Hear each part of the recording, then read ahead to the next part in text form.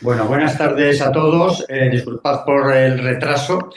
Hoy tenemos una jornada con dos compañeros con larga experiencia. Son dos compañeros de profesión y además dos con los que comparto algo más, el haber pasado unos años por la Escuela del Retiro, que eso todos los que pasamos por allí sabemos de qué estamos hablando. José Luis Rivas Meco, ingeniero de Obras Públicas, y Álvaro Fuente Ruiz, ingeniero de Obras Públicas y graduado en Ingeniería Civil.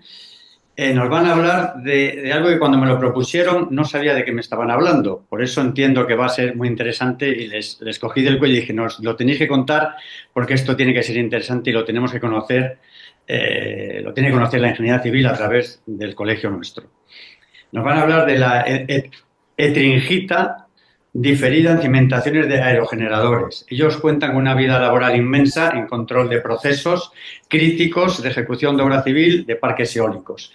Y bueno, les voy a pasar a ellos ya porque son los que nos van a contar el tema. Bienvenidos y muchas gracias por la invitación que os hicimos y que estéis aquí. Gracias.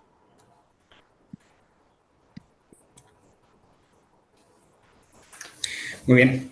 Buenas tardes y, bueno, agradecer primeramente a todos la asistencia a esta jornada que, bueno, que entendemos, pues puede ser muy interesante para la gente que se dedica a la obra civil como nosotros, ¿no?, en nuestra vida laboral y especialmente a la ejecución de cimentaciones, ¿no?, de cimentaciones de grandes volúmenes. Como ha comentado el decano, yo soy Álvaro Fuentes, ingeniero técnico de Obras Públicas, mi compañero José Luis. Nosotros nos hemos dedicado principalmente al control de procesos dentro de parques eólicos y esta patología en concreto pues es uno de los problemas, ¿no?, que hemos tenido que enfocar pues en los últimos años, ¿no? La idea de esta jornada, bueno, pues es atender a ciertos objetivos, ¿no?, en los cuales... ¿Perdón? La presentación. Sí. Digo yo, ¿no?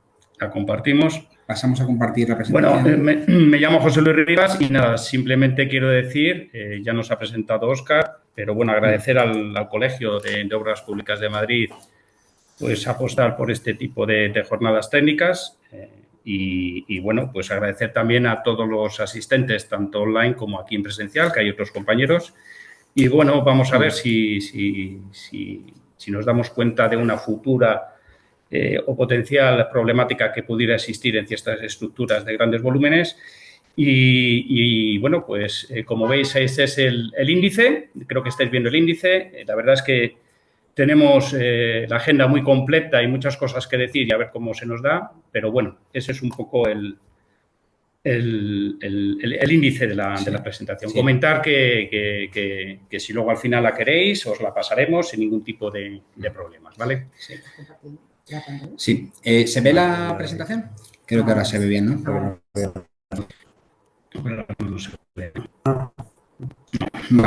Vale, bueno, soy José Luis y no sé lo que hasta ahora habéis oído o estáis viendo, pero bueno, esta es la presentación del índice que consta de 7 capítulos y luego al final pues intentaremos llegar a un breve coloquio y puesta en común, por lo que aquellas preguntas que vosotros querráis hacer os pedimos inicialmente que las vayáis apuntando, escribiendo en el home del Zoom, para luego posteriormente ser contestadas. En el caso de que no tenga tiempo, pues bueno, pues posteriormente nosotros intentaremos a base de correo o llamadas y demás un poco por contestarla, ¿vale? ¿De acuerdo? No te preocupes, Álvaro, ya con esto ya se dirige perfectamente, ¿vale? El objeto de la jornada, bueno, pues como veis ahí tenemos 6 puntos, 6 objetos por los cuales hemos convencido a Óscar y al Colegio de Obras Públicas de aquí de Madrid, y es intentar dar a conocer qué es la etringita de una manera muy... ¿vale? Venga, vamos a por ello. Dar a conocer la etringita, hay que decir que no somos químicos, esto es un tema... que se desarrolla químicamente y no vamos a entrar al detalle. De hecho, para eso están precisamente nuestros compañeros químicos que tendrán mucho más conocimiento que nosotros de qué es lo que es la etringita, cómo se produce y cómo evoluciona, ¿no?, que es un mineral. Y luego esta etringita, el objeto es cómo repercute y qué daños irreversibles pudiera ocasionar, ¿vale? Sobre todo, como veis, en grandes estructuras y estructuras con volúmenes muy considerables y muy grandes, ¿vale? El objeto es también, hay una tendencia actualmente en las ingenierías, en el capítulo de la redacción de los proyectos estamos notando que por lo menos en el sector eólico empiezan de alguna manera a poner en los employer requirements o los pliegos de prescripciones técnicas, empiezan a poner ciertos, se puede decir, requisitos, párrafos o requisitos de los que vamos a hablar, ¿vale? Hay que decir también que, bueno, el objeto es que no es nada nuevo, existen normativas desde hace tiempo que son aplicables y que existen. Lo que pasa es que nunca nos hemos fijado en ella y nunca nadie ha tirado de la manta de qué es lo que puede de alguna manera acontecer o qué es lo que se necesita, ¿vale? Respecto a los equipos y gente en la obra. Y luego, en paralelo, hay unas, se puede decir, unas recomendaciones institucionales, que ya las veremos antes, hay dos, la famosa CI americana o incluso la francesa Lifestar, que han trabajado mucho en estas recomendaciones de la afección de la electricidad diferida. Es muy importante. Luego también... En definitiva, ¿no? Al final es compartir nuestra experiencia, ¿no? Dentro de lo que es el estudio de la patología y como nosotros que nos hemos dedicado siempre al control de calidad y a la mejora de procesos, pues intentamos aportar el valor añadido, ¿no? Que entendemos nosotros como desde el punto de vista de calidad en el control de estas patologías para intentar evitar, ¿no? Pues daños a mayores, ¿no?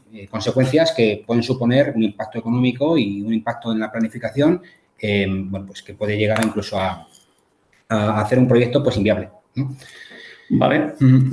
Y por último, pues bueno, lo que ha comentado Álvaro, ¿no? Compartir y aportar nuestros conocimientos y experiencia. Hay que decir que nos ha tocado dentro del sector eólico de la obra civil, sobre todo, trabajar en Europa y en África. Hay que decir que donde esté el combustible del viento, lógicamente, pues se puede poner esta energía.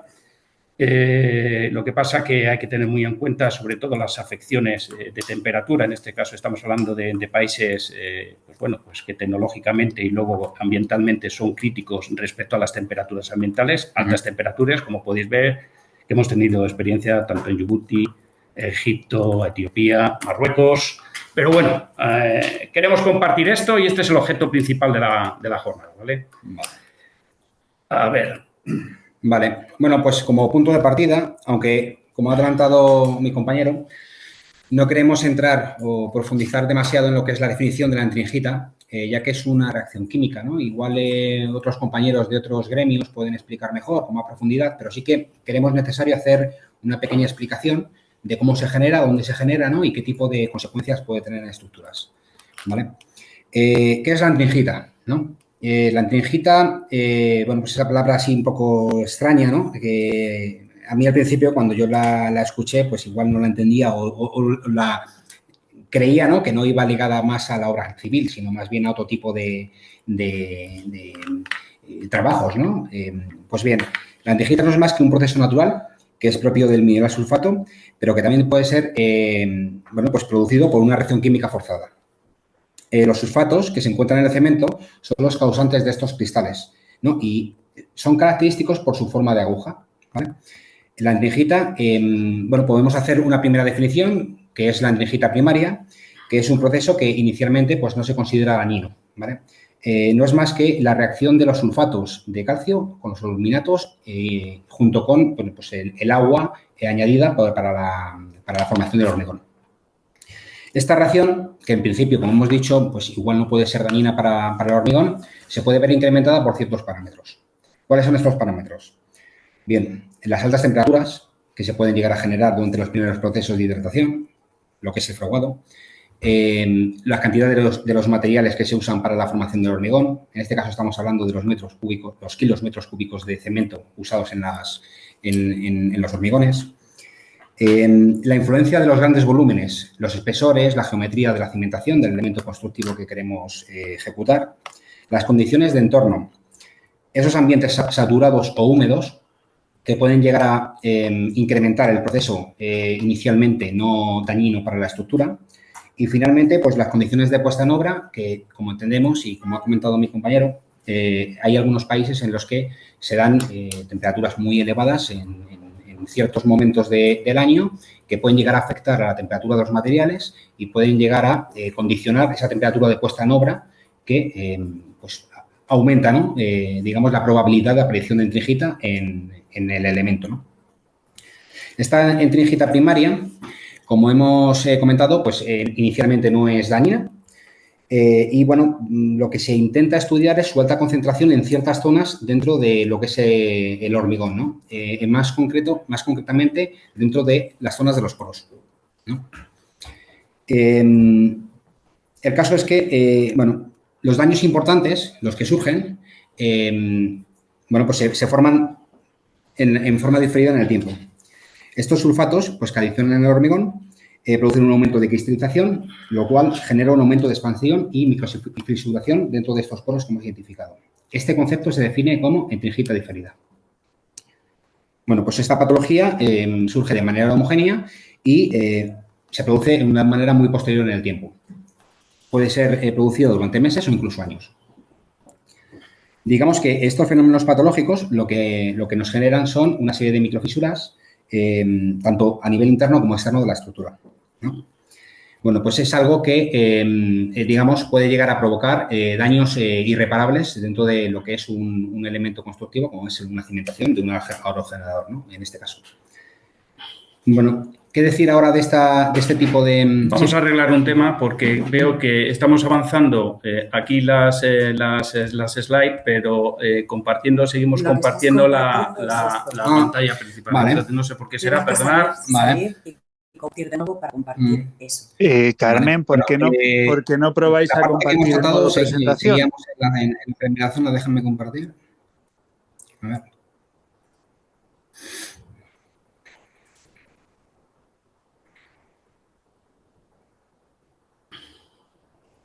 ¿Vale?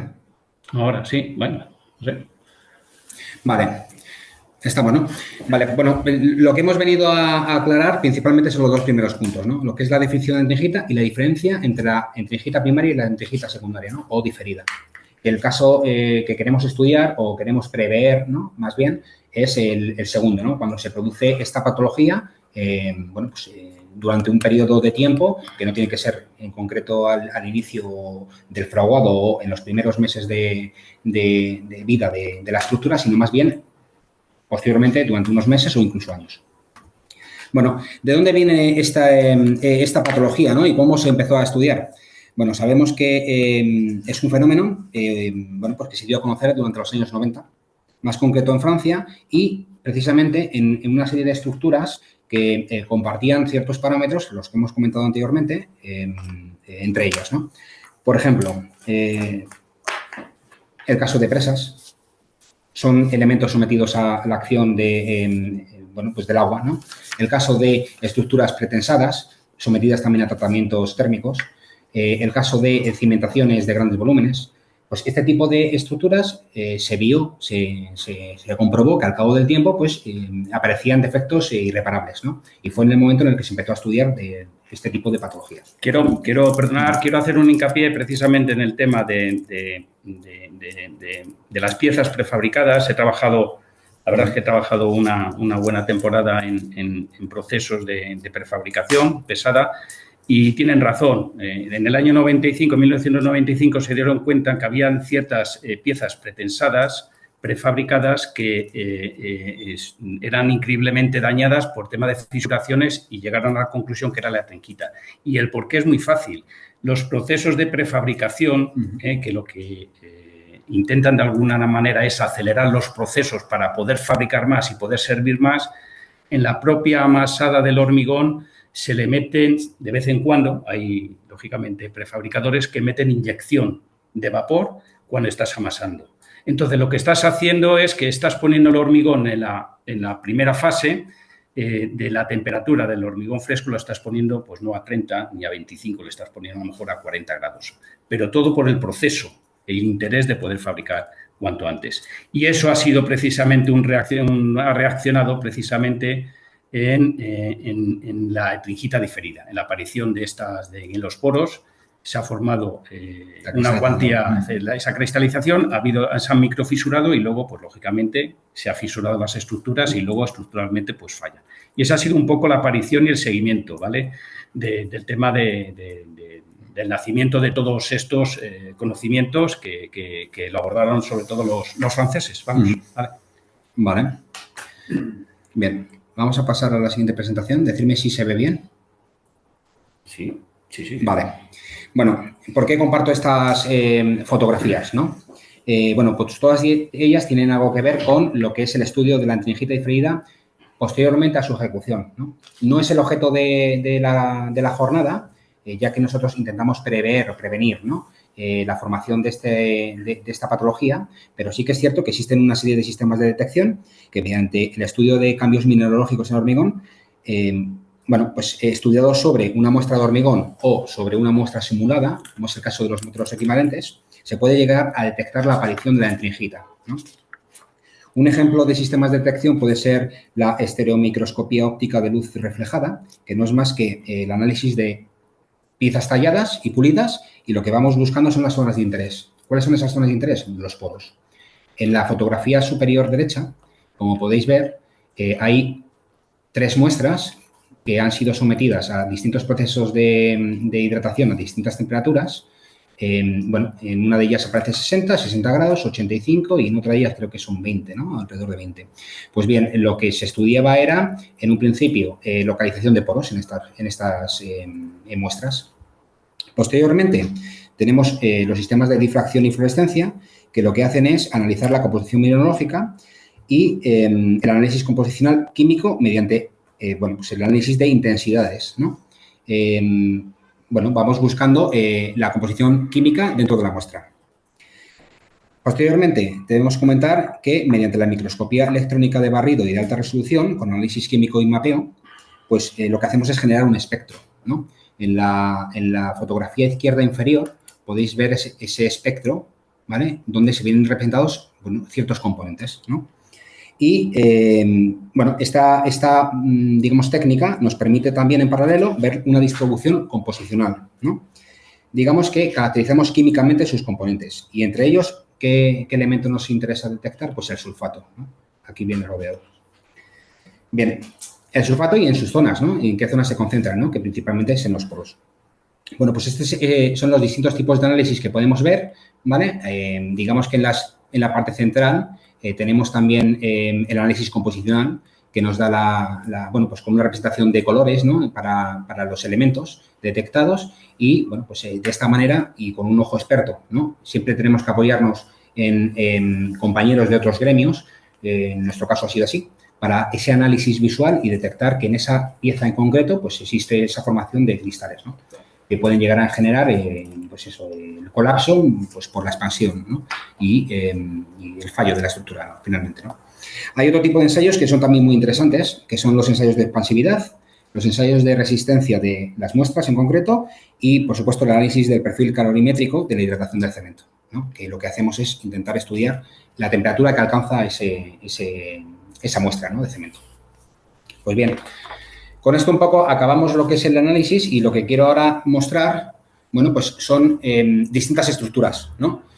En las cuales vemos que en todas ellas tienen ciertos patrones que hemos ido comentando y que podemos identificar, pues, una potencial o una posible, ¿no? Creación de antrengita, ¿no? En la primera fotografía, la superior derecha, bueno, podemos ver la cimentación de un aerogenerador, que es al final donde nosotros hemos, digamos, focalizado nuestro estudio. ¿Qué identificamos aquí? Identificamos grandes volúmenes. También podemos interpretar otra cosa. Hoy en día, lo comentaremos después, ¿no? Los aerogeneradores, bueno, pues tienen grandes capacidades y someten a grandes cargas, grandes esfuerzos a las cimentaciones, ¿no? Luego, podemos entender que las resistencias requeridas son muy grandes, ¿no? En la fotografía inferior derecha vemos pilas de puentes donde podemos intuir que van a estar en contacto con, pues, condiciones saturadas, ¿no? El agua. Y en la fotografía izquierda, ¿no? Donde vemos esa viga, donde, bueno, pues se sometió a procesos térmicos para su fabricación y en este caso lo que se intenta es hacer florecer esas fisuraciones internas, perdona, de manera externa, llevándola, pues, a su cara de rotura, ¿no?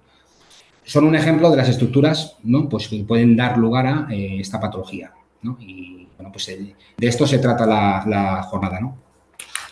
Muy bien. Una vez dicho esto, ¿qué que es un poco en la introducción, ¿no?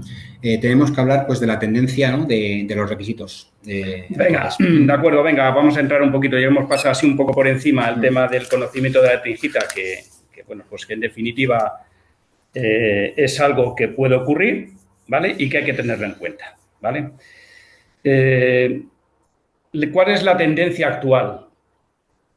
Bueno, estamos notando que en los últimos 10 años se está detectando en el sector, por lo menos en el sector eólico civilero, que las ingenierías y las asistencias técnicas empiezan a tener una preocupación. ¿Y por qué? Por un aumento, lógicamente debido a un aumento de las exigencias de las garantías de durabilidad. Hay que decir que son fondos de dimensión, bancos y demás, que son los financiadores de estos proyectos, sobre todo bueno, a nivel africano y demás, suelen ser de esa manera, cofinanciados. Y entonces, como son los que pagan y financian, pues lógicamente son los que están interesados en que todo esté correctamente, ¿vale? ¿Cuál es, por lo menos en el sector eólico, tenemos una tendencia, sobre todo en la máquina, de que cada vez las máquinas son más grandes, cada vez generan más megavatios. No sé cuál es ahora mismo el punto terrestre, creo que está en 6,5 megavatios la máquina más grande terrestre. Entonces, esto va en consonancia. Si tengo un aerogenerador muy grande, pues lógicamente tendré que tener una cimentación acorde un poco a la situación. Y a pesar de que somos ingenieros y todo esto optimizado, pues son grandes volúmenes que participan, ¿no? en el tema de todo el tema de recibir todas las transmisiones de esfuerzos, vuelco, etcétera, etcétera, ¿vale? Hay que decir que todo esto también es debido porque, lo que he dicho antes, hay unas normas y siempre han dicho lo que han dicho. Y acordaros, todas las normas actualmente nos llevan, por lo menos a nivel europeo, que no se puede exceder 70 grados. Para todos lentejas.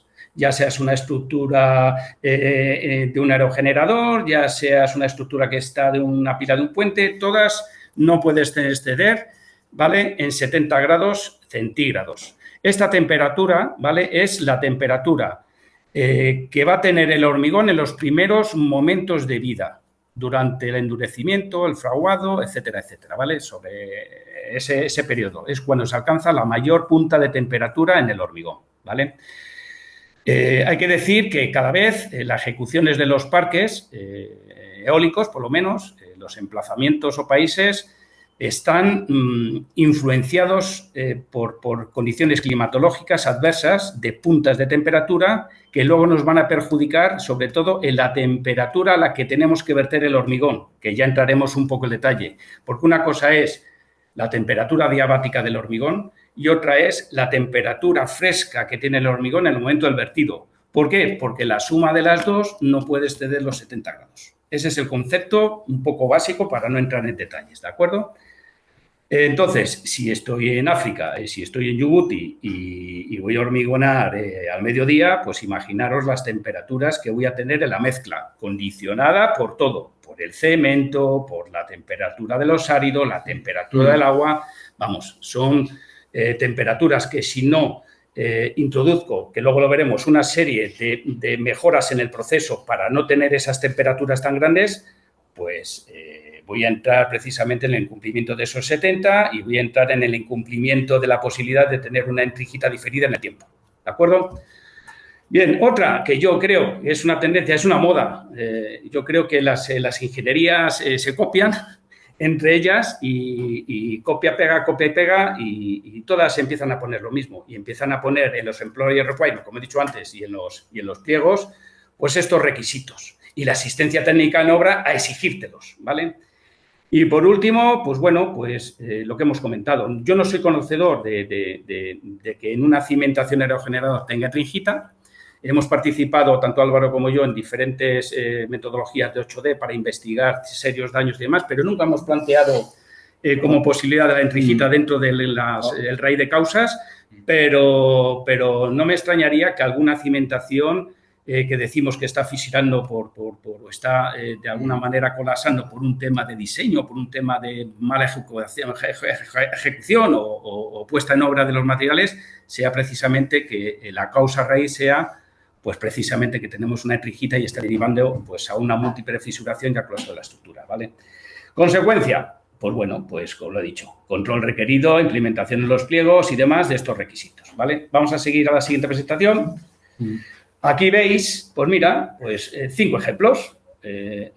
Tenemos unos requisitos que una obra de Serbia, pues justamente en la parte inferior, pues nos dice que, pues bueno, pues que hay que cumplir esos requisitos, donde te dice que no puede marcar más de 70 grados en función de la norma N13670, empiezan a indicar pues estos coletazos y estas exigencias. Tenemos otro parque en Djibouti, que está en el Cuerno de África, que lo mismo, te dice que no puedes exceder, que tienes que cumplir las pertinentes normativas y que, bueno, pues te exigen incluso pues un estudio adiabático que ahora vamos a ver, te exigen una serie de monitorizaciones en un mock-up previo antes del hormigonado, o sea, y tienes que demostrar a la asistencia técnica de que tu hormigón en la puesta a la obra y durante el periodo precisamente de curado o de endurecimiento, pues no sobrepasa los 70 grados.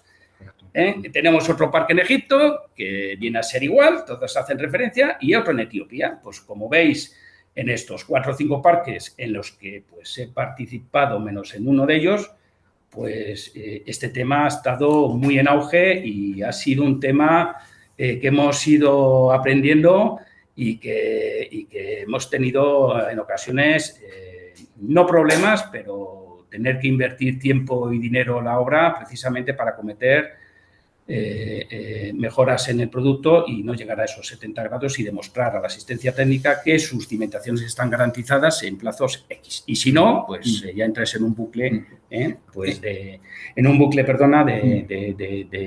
de tener que demostrar que sí, que es muy difícil, porque se meten en el tema de que hay muchas recomendaciones, pero la norma es la norma y te utilizan precisamente pues para ampliaciones de garantías y a demostrar ciertas cosas que todo es un coste para la obra, ¿vale? Entonces, tener en cuenta que la tendencia es esta en el sector eólico y esto es extrapolable, me figuro, a cualquier tipo de obra donde empieza a haber grandes volúmenes que van a meter estas coletillas y puede ser que te lo exijan en la obra o puede que no te lo exijan en la obra, pero que sepáis que en el sector eólico esta es un copia-paste de todos los employer requirements y de las exigencias, ¿vale? Y más ahora en el sector que cada vez las cimentaciones son más grandes, ¿vale? ¿De acuerdo? No sé si querías decir aquí algo. En definitiva, como comentas, bueno, este tipo de requisitos deben ser estudiados con detalle porque requieren de medios materiales, implicación del contratista para poder atenderlos. Y, bueno, del caso de no atenderlos, las consecuencias pues, pueden ser muy graves, ¿no? Obviamente, justificar algo a posteriori, sin haber hecho un estudio previo, como vamos a comentar ahora, es muy complicado. Es complicado y yo creo que merece la pena dedicarle el tiempo suficiente como para poder hacer el análisis del hormigón y, bueno, conocer la realidad, ¿no? De lo que se está ejecutando. Yo quiero hacer una puntualización y es que normalmente, bueno, no sé qué, las contratas le pillas en fuera de juego con esto. O sea, no digo todas, ni mucho menos, hay gente con conocimiento y lo desarrolla, pero habitualmente las contratas, cuando se encuentran con este papel, le vienen las tortas por todos los lados porque no saben de qué va este tema, ¿vale? Entonces, depende de la asistencia que tengas, te va a poner el nivel, pero hay una falta de conocimiento bastante grande en el sector, sobre todo en las contratas y cuando te exigen en este tema, ¿vale? Venga, vamos a avanzar. Siguiente hoja. Bueno, lo he comentado antes, el tema del cálculo adiabático, que va a comentar Álvaro, un poco qué es el estudio, pues en definitiva el estudio teórico adiabático y luego la otra temperatura que es complementaria, que es la temperatura del hormigón fresco, que en la sumatoria de los dos no puede exceder de los 70 grados, ¿no? Entonces no vamos a descubrir nada porque el estudio adiabático es un tema teórico, ¿no? Teórico, puro y duro, que bueno, pues que está a la orden del día y esto es pura física, ni más ni menos, ¿vale? Sí, es un método sencillo, ¿no? De poder, de manera, bueno, mediante un análisis termodinámico, pues una forma de conocer qué es lo que nos espera, ¿no? Y qué temperatura necesito mantener para no exceder los límites, ¿no? Al final se basa un poco en eso, ¿no? Es cierto que cada norma tiene su método, ¿vale? Pero sí que hay algo que coincide en ambos y suele ser varias variables de ellas, ¿no? Bueno, pues una de ellas, por supuesto, es el tema de medir el calor de hidratación del cemento. Para nosotros es fundamental tener identificado el calor de hidratación. Quiero puntualizar del valor de calor de hidratación. Todo cementero tiene que tener este valor. Lo que pasa es que suele ser un dato que no lo ponen en las fichas técnicas. Es un dato sobre todo en cementos fuera de Europa, ¿vale? En Europa la verdad es que está bastante legislado por la CE y demás y este punto si se lo pides al cementero te lo da, pero en otros países la verdad es que te resulta muy difícil, ¿vale? Conseguirlo. Y es determinante para el estudio diabético. Correcto. Y la experiencia nuestra es que al final hay que pedirle explícitamente bueno, pues al fabricante que ensaye el cemento o dentro de sus ensayos identificados, ¿no? Con cierta frecuencia, como que tienen que realizar, pues obtener el valor real de este calor de hidratación para poder utilizarlo, ¿no? Y ser más preciso en el cálculo, ¿no? El otro aspecto importante a considerar es la cantidad de cemento, ¿no?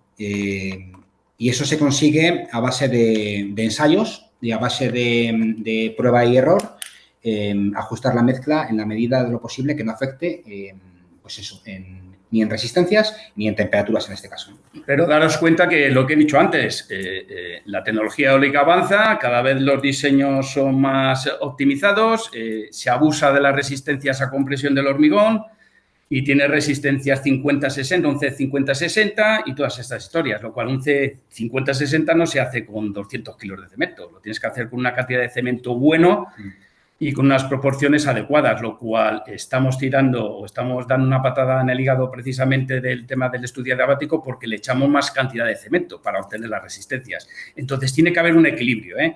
Pero bueno, lo que ha dicho Álvaro, 2 puntos. El calor de hidratación del cemento, del tipo de cemento, que bueno, los hay cementos de bajo calor de hidratación y demás, ¿no? Pero bueno, estos son los 2 parámetros fundamentales de ello, ¿vale? Venga, hay 2 ejemplos. Uno es cómo lo calcula la ACI, que es el Instituto del Hormigón Americano, y otro, que lo va a exponer Álvaro, que es el Instituto Francés, mediante unas recomendaciones que son de la IFSTAR, ¿no? Y bueno, en definitiva, es una pura y dura multiplicación. La ACI lo que hace es, en definitiva, multiplicar unos parámetros del resultado del calor de hidratación a 28 días por precisamente el peso de cemento, dividido por un coeficiente, por una densidad del hormigón y por bueno, ahí donde pone 27, es una relación entre el espesor y el perímetro de la cimentación. Y con eso te da un valor. Y como veis abajo, pues bueno, para un cemento tipo 1 en el país etíope, pues haciendo estas cuentas, llegas a tener a temperatura diabética de 43,1 grados. ¿Qué es lo que pasa? 43 más la temperatura que tengo que poner el hormigón no tiene que exceder de 70, lo cual el hormigón en Etiopía, bueno, en Etiopía no hace mucho calor porque estamos, creo, a 2.000 metros de altura. Pero bueno, en otros países como puede ser Djibouti, poner el hormigón a 26 grados centígrados, ostras, tienes que hacer una serie de mejoras en los procesos que ahora vamos a ver, que todos lo sabemos, pero si no los tienes en cuenta, vas a sufrir mucho porque no lo vas a conseguir, ¿vale? Este es el estudio según la norma americana y el estudio de los franceses, Álvaro. La IFSTAR. Bueno, en este caso, el Instituto Francés de Ciencias y Tecnología, la IFSTAR, pues hace un cálculo algo más preciso porque, bueno, usa más variables que el método de la ACI. Y, bueno, pues en este caso tiene en cuenta la cantidad del cemento, los kilos por metro cúbico, la densidad del hormigón, el agua efectiva contenida en el hormigón, la resistencia a compresión a 2 y a 28 días, el calor real de la hidratación, valor muy importante, ¿vale? Porque, como ha comentado José Luis, existen una serie de cementos de bajo calor de hidratación donde se limita ese calor de hidratación a 2,70 grados, ¿no? ¿Qué ocurre? Que si vosotros utilizáis el valor límite, ¿no? Puede ser que bueno, pues, no estés representando la realidad, ¿no? Por eso es tan importante los ensayos de calor de hidratación del cemento para poder ser más preciso en los cálculos, ¿no? Y luego, por último, pues el espesor de la cimentación se contempla también. Como consecuencia, lo mismo que José Luis ha comentado, vamos buscando la temperatura de puesta en obra para poder no exceder los límites de 70 grados, ¿no? Y abajo, creo que según indica... Bueno, aquí te marca 65. No sé por qué ese hito de 65 máximo, pero bueno. En este caso, 65 era algo explícito del Employee Requirement. Como hemos comentado, que hay veces que, bueno, pues son más limitantes, más que la norma, pero utilizando ese valor, pues nos aportaba o nos reflejaba un valor de 26 grados centígrados, valor de temperatura de puesta en obra y que tenemos que cumplir, ¿no? En obra. Vale, bueno, pues en definitiva, pues hay otros estudios, seguramente que habrá alguno español, yo no lo hemos puesto en práctica, quizás un poco porque quizás las normas americanas y demás están más asentadas en África y demás, entonces tienes que tirar, lógicamente, un poco a ciertas normas que te entiendan y que de alguna manera ellos conozcan, ¿no? Pero bueno, que sepáis que, por ejemplo, hay una norma, creo que hay una española o una UNEN, no me acuerdo qué número, que también hace algún estudio referente a esto, ¿vale? O sea, que esto no es nuevo, ¿vale? Venga, ¿qué es lo que pasa? Que el cliente en el Employer Requirement, aparte del estudio adiabático, que hemos visto diferentes maneras de calcularlo, que es simplemente pura teoría, en función a los materiales, sobre todo el cemento que tú vayas a poner, pues te da un resultado. Ahora tienes que conseguir que no te salgas de los 70 grados. Y para eso, precisamente, antes de lanzarte a la piscina y comprobar que en una cimentación estás cumpliendo lo teórico, que ya digo que, como me decía mi antiguo jefe, más 4. O sea, el teórico más 4. Y la verdad es que la experiencia no falla. ¿Por qué? Porque los estudios adiabáticos son muy conservadores, utilizan unas tablas de ponderación pues antiguas y te encuentras que tienes que tener un poquito con el resultado del estudio adiabático con lo que luego en la realidad te va a dar. Y por eso precisamente, y se lo empiezan a saber, no les basta solamente hacer un estudio adiabático a la asistencia técnica, sino esto y me haces un mock-up. Un mock-up, en definitiva, pues es simular, no a escala real, pero a una escala bastante importante, el espesor de la cimentación, de la evolución de las temperaturas que va a tener precisamente el hormigón en esos primeros días de curado y de endurecimiento, ¿vale? Normalmente suelen ser, tienen forma de cubo por la sencillez del encofrado, para no complicarnos. De altura, vuelvo a repetir, sí que hay que intentar en ese mock-up tener la misma altura que luego vas a tener la cimentación. Estamos hablando de cimentaciones con 3-4 metros de altura, lo cual hay que tenerlo en cuenta, pero es muy recomendable, ¿vale? Y siempre hay que intentar hacer el mock-up en la zona donde vayas a tener la zona más crítica o supuestamente más volumen de hormigón. En este caso, en una cimentación va a ser debajo del pedestal, en la zona central donde va a estar alojada o la virola o la jaula de pernos, que es una situación también muy crítica cara a las solicitaciones que va a transmitir el aerogenerador a esa zona y es una zona bastante importante que funcione bien, pues una zona comprimida, ¿vale? Importante, nuestra experiencia es que, claro, como no tengo un mock-up sobre una cimentación, tengo que simular en los paramentos laterales que el hormigón, la temperatura funciona, tengo hormigón al lado. Entonces, lo que se suele poner es poliespan y demás en los laterales de los cajones, precisamente para retener y que no se diluya esa temperatura de una manera y te falsee la temperatura que luego tú vas a tener en el centro de la cimentación. Por eso, precisamente, como veis en la fotografía, pues se ponen unas planchas de un material, se llama EPS, se utiliza para un tema de diseño, precisamente los fondos de las cimentaciones, pero bueno, se ha utilizado aquí y no se pone en el fondo. Si tú pones ese poliespan en la parte inferior, te desvirtúa, ¿vale? Te desvirtúa la problemática, porque la temperatura máxima la vas a tener concentrada abajo y no es cierto. En la cimentación la vas a tener a media altura, normalmente, ¿de acuerdo? Sí, en definitiva lo que haces es intentar simular el núcleo de la cimentación, el aislamiento lo utilizas como para simular la parte inclinada y en la parte inferior no se coloca poliespan porque al final siempre tenemos hormigón de limpieza. hacemos la representación del núcleo en un dado de hormigón. Vale, esto, como veis, no hace falta colocar armadura. Aquí han colocado unos tubos porque, bueno, se sometió también a una serie de pruebas estos tubos, pues bueno, pues porque la Dirección de Calidad en estos momentos lo sugirió, porque eran unos tubos locales, no teníamos la garantía de que fuesen de conducciones eléctricas. Y si esto se pone a 70, 80 grados, pues hay tubos que se derriten y se deforman. Entonces, quisieron probar precisamente estos tubos y no solamente eso, sino también para ver el tema de la conexión, de los codos y de la problemática luego, si es posible, para el tendido. Pero bueno, en definitiva, la única armadura que pones es una armadura ficticia para luego sujetar unos elementos que nos van a medir las temperaturas y ahora que vamos a entrar en ello, ¿vale?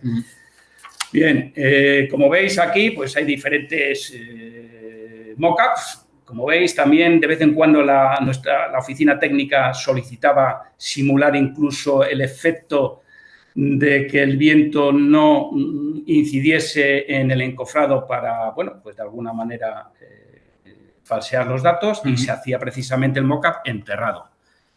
De aquí nada, pues como veis, diferentes mockups, diferentes tamaños. También la de abajo a la derecha, esa es en Egipto, donde en vez de enterrado lo hicieron, pues como veis, prácticamente 2,5 metros, 3 metros, pues hicieron el encofrado, digamos, desde la cota del terreno. Y bueno, pues del tema del encofrado, del mock-up, pues no hay más, es muy sencillo. En conclusión, en todas las situaciones, como podemos ver, el diámetro, el lado del cubo es siempre similar, el espesor siempre representa el canto de la cimentación y se intenta simular pues, las condiciones reales de la cimentación. Vale, venga, equipos. Bueno, de esto seguramente habrá avanzado, habrá diferente tecnología, pero yo os voy a hacer llegar un poco la experiencia que hemos tenido nosotros, ¿no?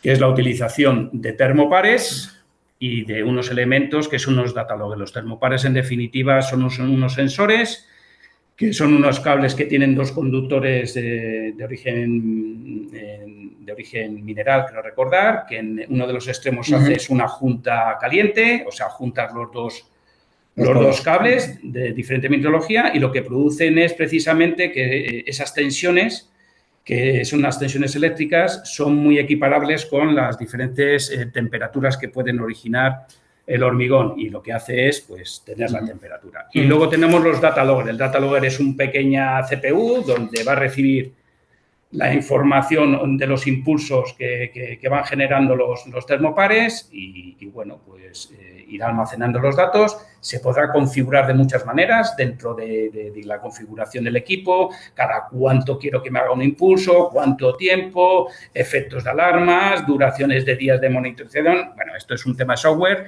En este caso, pues bueno, no quiero hacer propaganda de la marca que veis ahí de texto, pero que es con la que yo he trabajado, con el modelo 176T4 de 4 switches. Y, bueno, pues de una manera gratuita te descargas la aplicación y puedes configurar perfectamente qué es lo que quiere, cuánto tiempo y demás poder realizar. Otra cosa importante, como veis, llega un momento que no es que tengas un termopar, ni 2 ni 3, sueles tener hasta 10 o 12.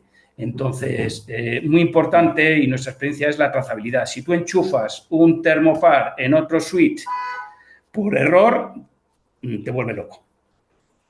Te falsean los datos. Te empiezas a decir que cómo es posible que el termopar de la superficie dé más que la temperatura. Entonces, hay que tener muy por experiencia, muy bien hilado que cada switch, cada termopar esté conectado con la configuración que tú has hecho en el data logger, ¿vale?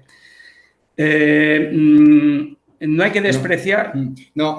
Sobre esto comentar que parece, igual dice sencillo, ¿no? Darle trazabilidad a los cables, pero dentro de una obra, ¿no? Bueno, hay muchas actividades en las que se desarrollan y el no identificar de manera manual, como se aparece en la fotografía, puede dar lugar a, digamos, incluso a no poder considerar el mock-up realizado porque no has registrado bien las temperaturas, que es por lo que dice José Luis, que es muy importante mantener esa trazabilidad para saber en qué zona estás midiendo, ¿sabes? Vale, y luego quiero, bueno, pues tampoco hay que obviar el tema de la calibración de los data loggers, las tolerancias y demás, porque en todo el tema de metrología, es fundamental tener los equipos al día del tema de certificación de calidad y luego tener en cuenta las tolerancias porque la verdad hay que tenerlo en cuenta. Y sobre todo cuando estás llegando a los 70 grados, ¿vale? Para poder demostrar y basarte precisamente que tienes una tolerancia y unas holguras. Yo como experiencia de aquí quiero hacer hincapié, yo he trabajado con estos termopares, seguramente habrá algunos termopares que los insertes y sean inalámbricos, pero claro, hay que llevarlo a África. Y llevar esto a África, cuando lo lleva a lo mejor el set manager y demás, que es lo puedes llevar en cualquier maletita y que te paren en la aduana, pues ya te digo yo que mejor llevarlos así, que es más positivo para que no te lo quiten en la aduana. Pero bueno, un tema importante que ha sido por experiencia y es que tú los puedes hacer los termopares manualmente en la obra o encargarlos a un fabricante, ¿vale? Mi primera experiencia los hicieron en la obra, o sea, cogieron, montaron los switches, hicieron el nudo para hacer la junta caliente y todo muy bien, pero hubo un problema de conexión de polos entre el positivo y el negativo y bueno, las temperaturas que se realizaron en el mock-up pues eran incongruentes y nos dimos cuenta efectivamente que los polos positivo y negativo de los switches estaban totalmente cambiados. Moraleja, pues la siguiente vez los encargas al fabricante, ¿vale? Los encargamos al fabricante y cuando los pusimos en otra obra, pues nos empezó a pasar lo mismo. Había lecturas incongruentes y, bueno, la causa fue precisamente que el fabricante no los había verificado y tuvimos el mismo problema. Moraleja, no te fíes de nadie. No te fíes de nadie. Tienes que verificar antes de empezar a hacer el mock-up. Es conveniente tener los termopares ahí funcionando en la oficina para ver si registran o no registran, porque luego cuando estás con el mock-up y empiezas a tener tonterías, y más con lo que cuesta un mock-up, estamos hablando de 30 metros cúbicos, son 30 metros cúbicos, pero con todo lo que representa. Bueno, pues es conveniente revisar todos estos puntos, ¿vale? Como veis aquí, lo tenéis un poco más detallado. Allí a mano izquierda, detrás del datasheet del equipo del data logger, pues tenéis, es una manera fácil. Es que es un switch donde se conecta dos cables. Si los conectas al revés, mal vas. Luego veis dos tipos de conexiones. La conexión, cuando digo la conexión, digo la junta caliente, que es la conexión de los dos hilos y se puede hacer manualmente o que te la hagan mediante un efecto de soldadura. Como veis, no son dos termopares, son muchos, porque en el mock-up siempre recomendamos que se pongan backup. O sea, por cada termopar pongas otro por si acaso. Porque si te falla el de la central, el del core, y no tienes un backup, pues ya no te vale el mock-up para nada. Entonces, es muy aconsejable que en los mock-ups siempre pongas backup, siempre por cada una de ellas, ¿vale? Colocación de los equipos de medida. Bueno, pues aquí se ponen donde la oficina técnica o el ingeniero haya diseñado. Si te dice tridimensionalmente que lo tienes que poner en este punto, pues te las tienes que ingeniar mediante barras, mediante tubos y demás, de colocar precisamente ese termopar en la posición adecuada. Indicar que los termopares, la punta del sensor, no tiene que estar en contacto ni con barras, ni con otros elementos que pudieran ser como el tema de la tubería, porque te falsean las lecturas. Te engañas a ti mismo porque luego vas a la cimentación, te hacen monitorizar una y luego dices, pero joder, si aquí daba 25 y ahora me está dando 35. Pues bueno, pues hay que tenerlo en cuenta que los termopares, el sensor no se puede colocar en ningún punto, ¿vale? Y bueno, como comentas, la distribución es muy importante. Al final lo que quieres es... Aquí hay una, por ejemplo. Bueno, el mismo de antes, como veis, bueno, no se llega a ver del todo porque no creo que se aprecie, está un poco... Pero bueno, hay unos cuantos termopares colocados en esa simulación de mock-up de 2,5 metros de altura. Y bueno, pues... Intentas representar lo que es, o captar lo que es las zonas críticas zonas superficiales y pues las zonas inferiores. Principalmente el objeto es tener siempre ubicado en el centro del cubo un par de termopares, el par que va a registrar y el backup. En la parte superior, de la misma manera, quieres registrar los datos superficiales para poder hacer la comparación, que luego veremos el motivo, del sensor que está en el medio con el superficial. En el punto inferior también se suele colocar un termopar para intentar intuir, ¿no? Qué temperatura tienes también en el fondo, y es muy recomendable siempre dejar un termopar para que capte la temperatura ambiente. Sí. Entonces, esa es la distribución normalmente que se utiliza cuando se realiza este tipo de simulaciones.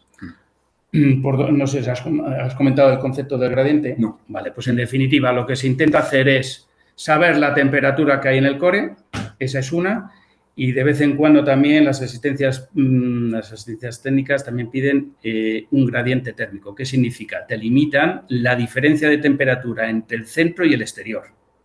Por eso los termopares, perdonad, se colocan tanto en el core, que es el centro, como cerca de la superficie, para también tener ese dato.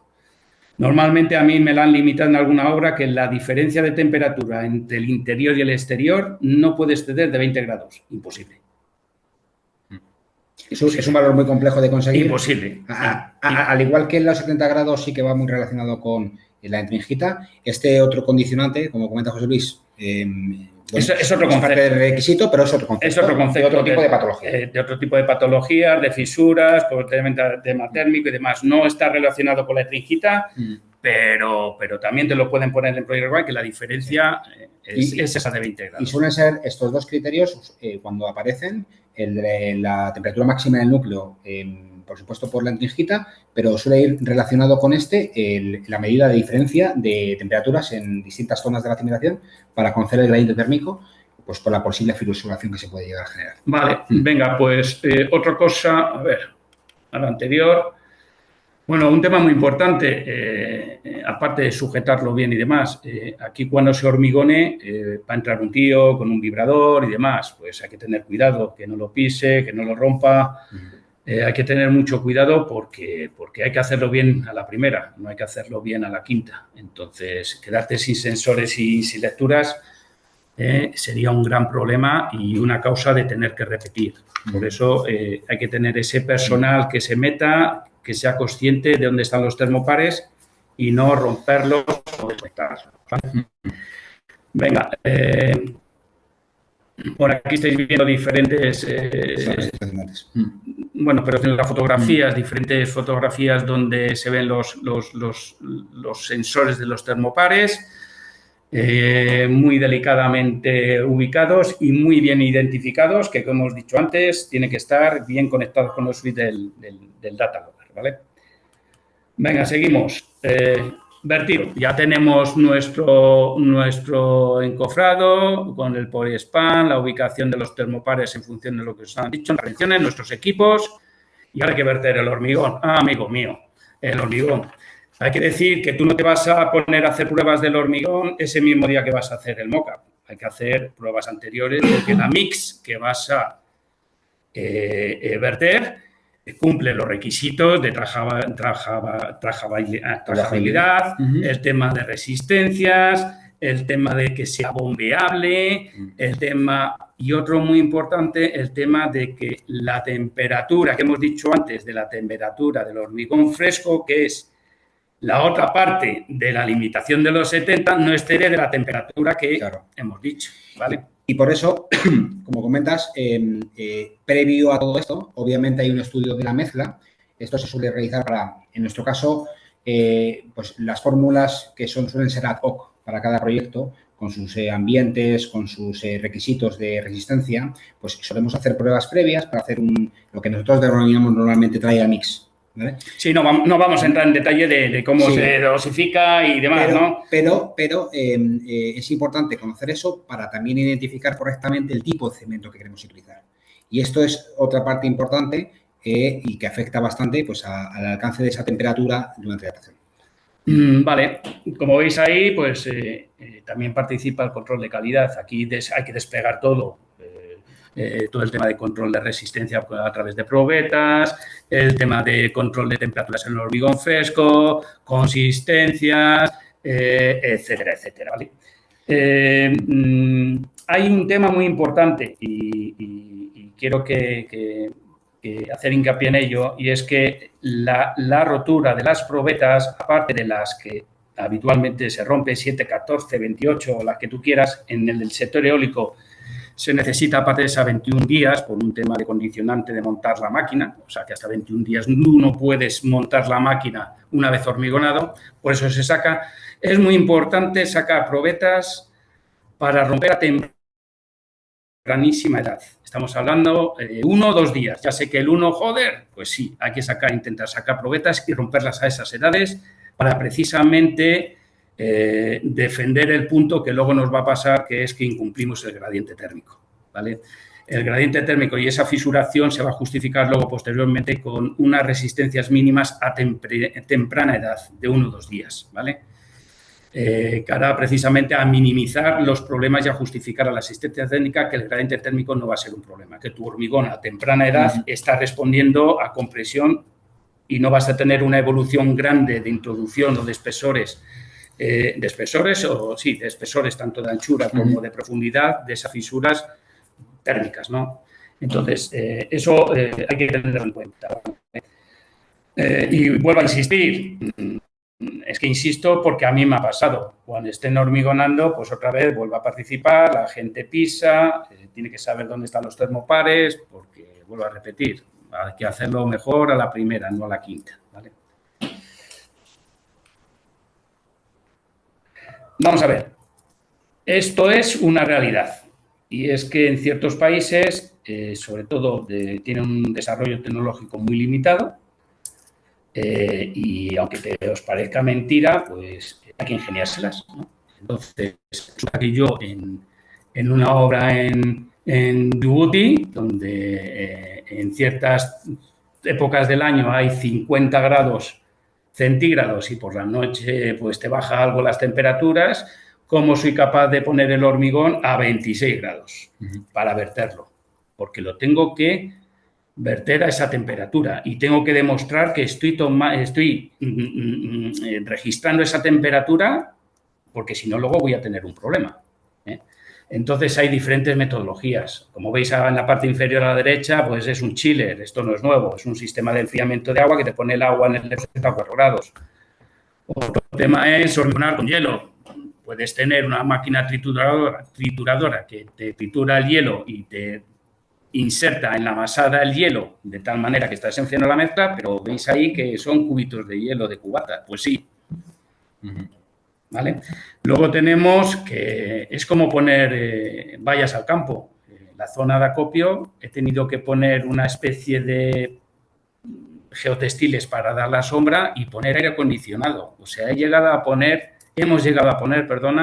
aire acondicionado a las zonas de stock para tener los áridos dentro de una normalidad, porque van a participar también en la temperatura del hormigón en fresco. E incluso el tema de regar los áridos previamente con agua fría. Bueno, pues todo esto interviene en la tecnología del hormigón, en el tema de considerar que tengo agua, de que tengo que restar el agua que yo aporto. O sea, esto, digamos, por eso tú no te puedes lanzar el día de hacer el mock-up a hacer estas pruebas. Previamente tú has tenido que ver que eres capaz de hacer ese hormigón, que cumple con los requisitos de diseño y que cumple con los de la temperatura. Y para cumplir los de la temperatura necesito generar una serie de medios para enfriar el hormigón. Y si no los tengo en cuenta de un principio, esto no lo voy a conseguir un día para otro ahora. Y menos en unos países donde, pues bueno, pues donde da la vuelta al aire, ¿no? Entonces, y tecnológicamente no tienen esos cursos. Entonces, muy a tener en cuenta es sobre todo la tecnología del hormigón. O sea, dosificar todos aquí por Dolomé y demás, todos sabemos. Pero bueno, hay que afrontarse a la realidad y la realidad en ciertos países es esta, ¿vale? Luego hay otras tecnologías, pero bueno, estas son las más significativas. Hormigonar por la noche. hormigonar la zapata en vez de una sola fase y echar los 500 metros cúbicos, porque hay cimentaciones de 500, 600, 700, 900 metros cúbicos. También las hay de 250.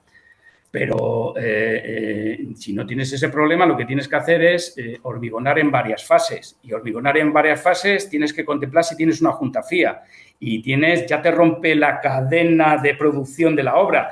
Esto es un poco la pescadilla que se muerde la cola, por eso tiene que haber un equilibrio, ¿vale? Seguimos y como veis, pues bueno, pues monitorización de temperaturas en todo momento, saber a qué temperatura sale de la planta el hormigón, tiempos de camiones. Ahí tenéis en medio un monolito que se hizo en Marruecos. Es un monolito que, bueno, pues no sé si seguirá la obra, pero bueno, veis ahí unas dimensiones bastante grandes. Efectivamente, se ve el volumen al final que se consume para hacer un trabajo de estos y si no se tiene el cuidado necesario, pues imagínate si no puedes extraer los datos, ¿no? de algo así. Pues. Vale. Luego tienes temperaturas, un termómetro midiendo la temperatura justamente antes del vertido, porque, bueno, pues si no te engañas, si te pones el hormigón a 32 y lo tienes que poner a 26, luego la temperatura te vas desde los 70, segurísimo. Y luego otro tema a tener muy en cuenta, y a mano derecha veis un mockup, se ha quitado ya el encofrado, se ha quedado con el por span, pero hay que también en este mockup intentar simular todo el tema del curado, la dinámica de curado que tú vas a hacer, porque vuelvo a repetir que ahí es donde la temperatura superficial va a tender a tener la temperatura ambiente. Entonces, cuanto más tardemos, mejor para el gradiente térmico. Entonces, hay que ingeniárselas para que esa temperatura no la pierda de una manera rápida, sino que la puedas retener. E incluso, a mí me han dicho compañeros de oficina técnica hasta tener que curar con agua caliente o templada para precisamente no perder esa temperatura que pueda guardar el geotextil o las mantas de coco o los plásticos, ¿vale? Vamos a seguir. Bueno, el tema de la monitorización, esto lo hemos hablado antes.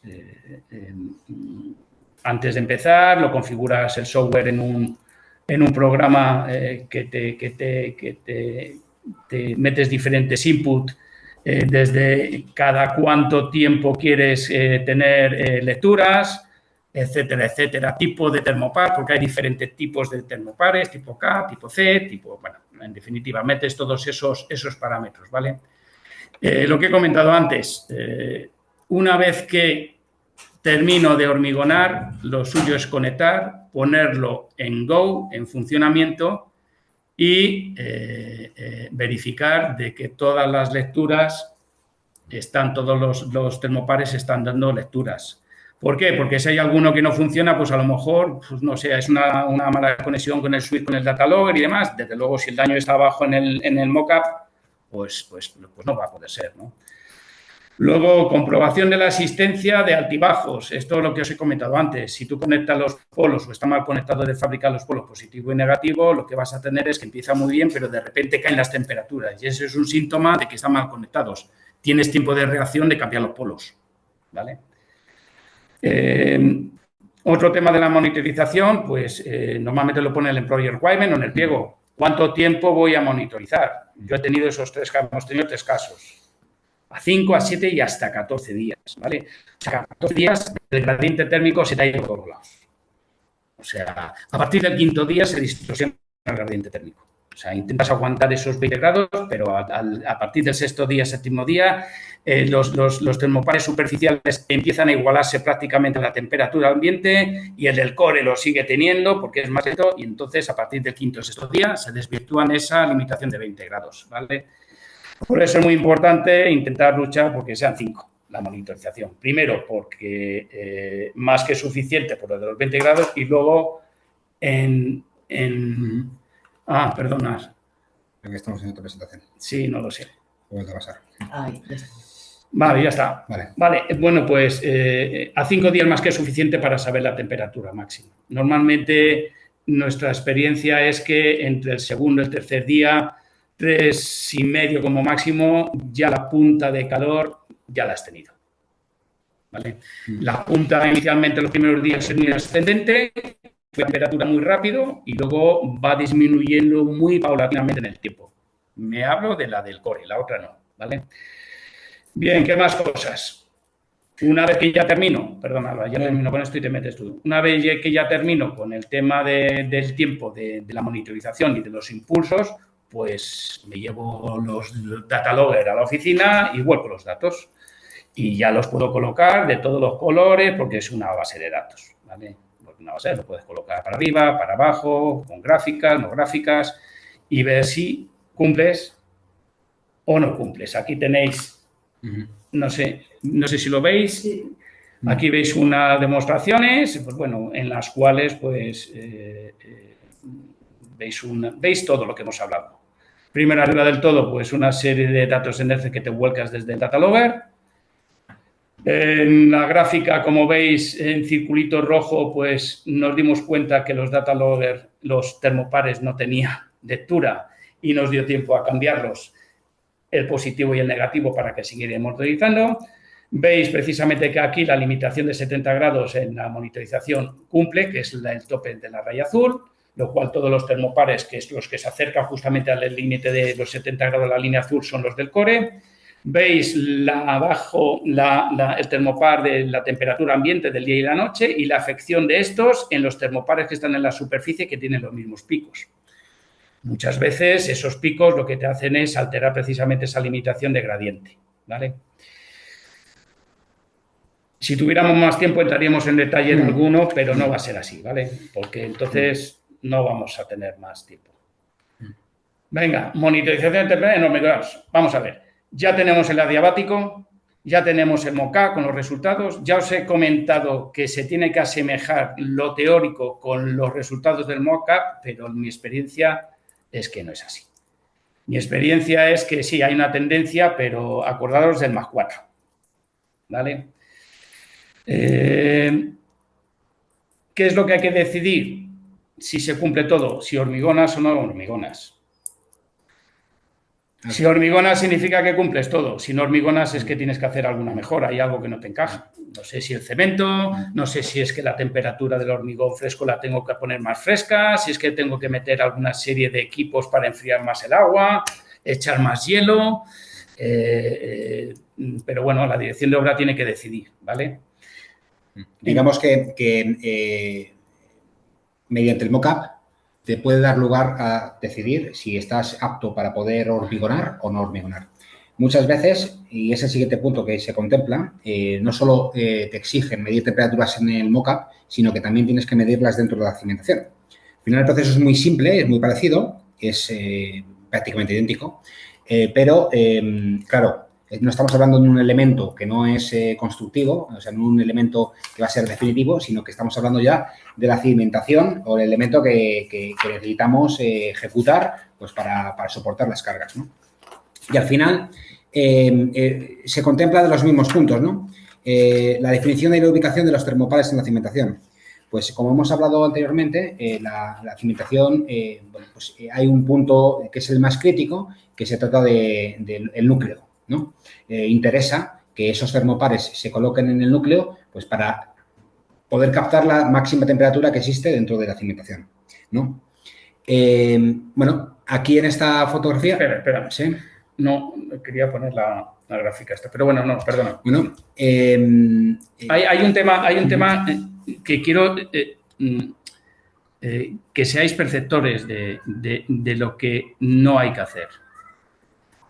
Si tienes que hacer un estudio adiabático y te da una temperatura y te dice un hormigón, no te lances a la piscina a monitorizar cimentaciones. Haz un mockup. Porque es la evidencia previa a que se cumplen los requisitos. Si tú haces un estudio adiabático y te justifica más que suficiente con la contrata y demás, la contrata con la asistencia técnica, fenomenal.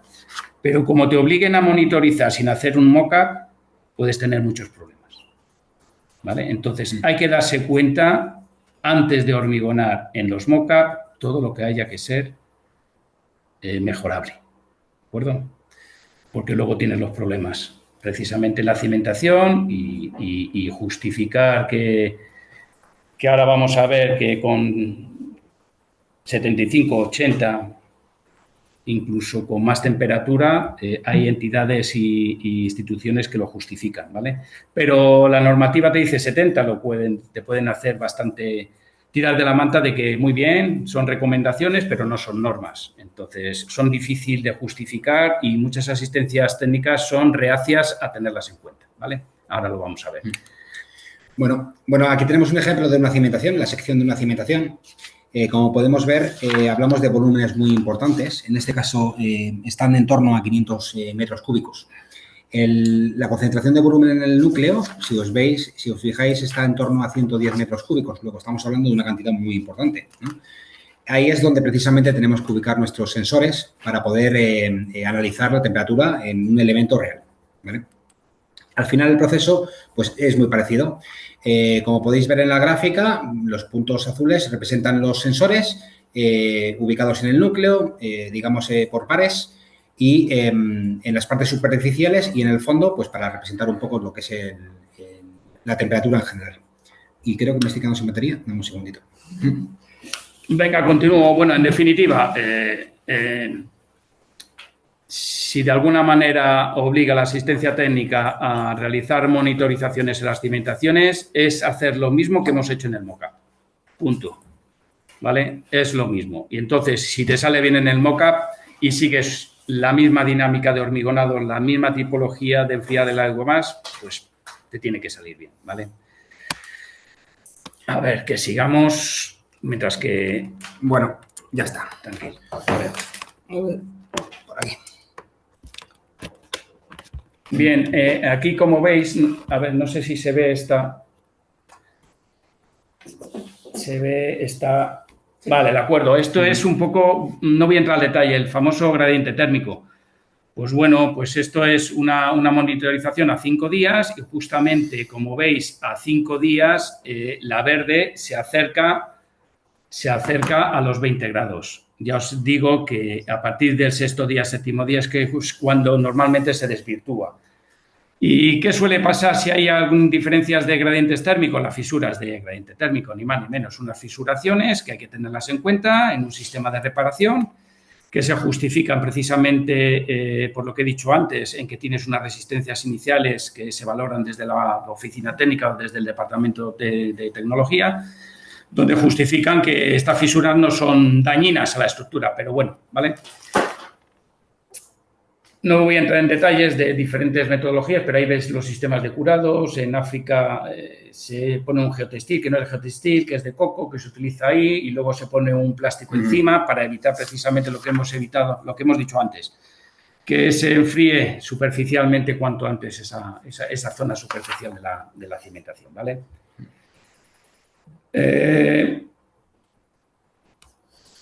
Pasa, Álvaro. Sí. Que no me deja a mí este ahora. Venga, recomendaciones. Pues vale. Bueno, aquí os voy a dejar a Álvaro, que está más puesto en tema de las recomendaciones. Y lo dicho, si os exigen un estudio adiabático y os exigen una monitorización de cimentaciones, hacer un mock-up. ¿Vale? Muy importante. Eso es.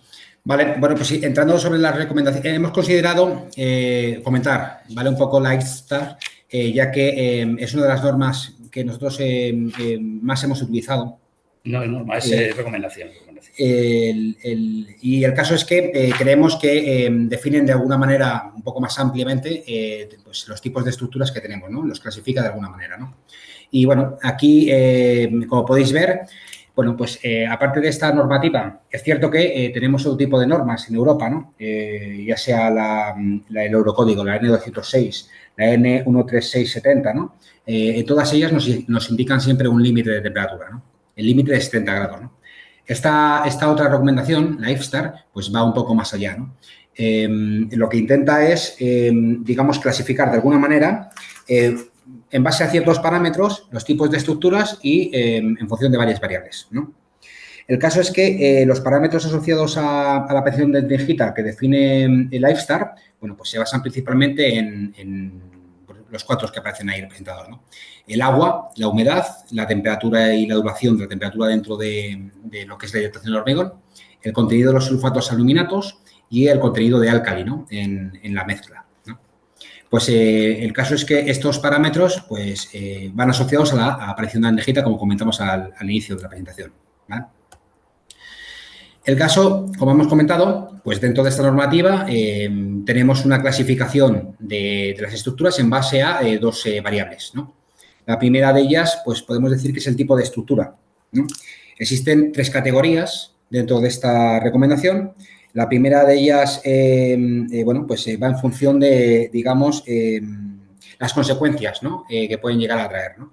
Categoría 1 viene clasificada como, pues, hormigones tipo de limpieza, no sometidos a cargas importantes. Categoría 2, pues son aquellas que representan estructuras en la obra civil donde van o son sometidas a cargas. También podemos hablar de hormigones prefabricados. Están enfocados en esta categoría. Y luego la categoría 3 son aquellas que están sometidas o más críticas, ¿no? Considera la recomendación más críticas, como pueden ser bueno, túneles, presas, las propias vigas que son las traviesas de los trenes, ¿no? Que son prefabricadas y también pues, están sometidos a procesos térmicos y son potencialmente aptas para la aparición de andejita.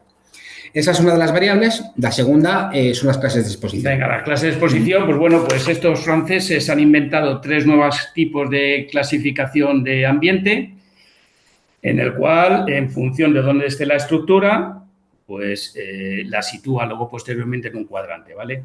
Entonces, la primera de ellas es un ambiente seco o húmedo moderadamente. La segunda, que es una alternancia de húmedo seco y un alto nivel de humedad. Y por último, que es de la categoría XH3, que es la tercera clasificación que hacen, que es un periodo largo en contacto directo con la estructura con agua, o un largo periodo de estacionamiento de agua, ¿vale? O zonas de mareas. O sea, que han clasificado tipo de estructuras por importancia del impacto del nivel de aceptabilidad. 2, se generan 3 tipos de nuevas clases de exposición que no están contempladas en la EN 206. Y por último, en función de estos 2 parámetros se generan 4 niveles de prevención. Eso es. ¿Vale? Que son el AS1, el AS, el BS, el CS y el DS. Bueno, pues en función de dónde te sitúes en el tipo de estructura y el tipo de ambiente, vas al tipo de prevención que tienes que poner. Y entonces, este instituto francés considera, pues en base a unos estudios, lógicamente, de estudios empíricos y estudios bastante consolidados, de que el nivel de prevención de tipo A, pues que podemos llegar hasta 85 grados. Y que si no lo cumpliéramos, podíamos llegar hasta 90 grados la temperatura del hormigón siempre y cuando se cumpla uno de los parámetros que vienen indicados en su recomendación. O sea, ya no estamos hablando de 70. Fijaros, podemos llegar a este tipo de estructura y este tipo de ambiente hasta 85 grados. El BS hasta 75 y podíamos llegar hasta 85 en caso de incumplirlo, siempre y cuando, vuelvo a repetir, se cumpliese uno de los parámetros que vienen en las recomendaciones. Por ejemplo, uno de los parámetros es utilizar unos cementos de bajo grado de hidratación o que la punta de temperatura por encima de 70 grados ha estado menos de un tiempo determinado. Y en función de esos parámetros, con cumplir uno de ellos, esta institución te dice, puedes alcanzar esta temperatura. Y el más crítico, que no se ve porque hay ahí abajo, que es el DS, que lógicamente son estructuras de gran relevancia y unos ambientes de humedad y de agua, pues bastante considerable. Pues bueno, pues aquí dice que no puedes llegar a 65 grados, no 70, son más conservadores. Pero en el caso de incumplirlo, puedes llegar a 75. ¿Qué es lo que pasa? Esto es una recomendación, no es una norma. Yo espero que en los siguientes y futuros revisiones de normativas europeas, pues se haga hincapié en estos temas y se abra un poquito más el abanico, pues por ejemplo con esta metodología francesa que es coherente, ¿no? Pero la actualidad es que hay unas normativas que dicen 70 y 70 hay que cumplir, señores. Y hay que ser realista de que si tú vas con esta documentación y esta recomendación, pues puede ser que la tengan en cuenta y puede ser que no la tengan en cuenta. Yo he tenido una experiencia y es que no la han tenido en cuenta, porque es una recomendación, no es una normativa. Entonces, eso conllevó pues a una serie de ampliaciones de garantías, etcétera, etcétera, sobre las cimentaciones. Como ha dicho Álvaro antes, comprobar precisamente si tienes setringita, no llevándote un testigo y te lo llevas a un laboratorio y por los sistemas que ha dicho Álvaro antes, puedes decir que en ese momento no tienes setringita, pero tienes que establecer un periodo de diferentes épocas o cada año y demás de volver a sacar un testigo y ver si tienes setringita o no. Pero bueno, esto es lo que queríamos de alguna manera haceros llegar de una manera un poco atropellada, pero bueno, muy clara de nuestra experiencia. Y bueno, perdonar un poco por todo, porque queríamos abarcar mucho y no nos hemos centrado un poquito más el tiro en ciertos temas. También el tiempo hay que hacerla un poco amena. Llevamos prácticamente, efectivamente, 90 minutos y queríamos compartir con vosotros hasta y media, pues una puesta en común. Gracias a todos y una puesta en común. Gracias por asistir también. Lo mismo, por mi parte.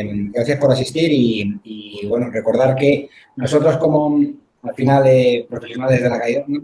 Pues intentamos concienciar, ¿no?, de que todos estos medios son muy útiles y aportan mucho, luego incluso también en cuanto a la producción, ¿no?, de los proyectos.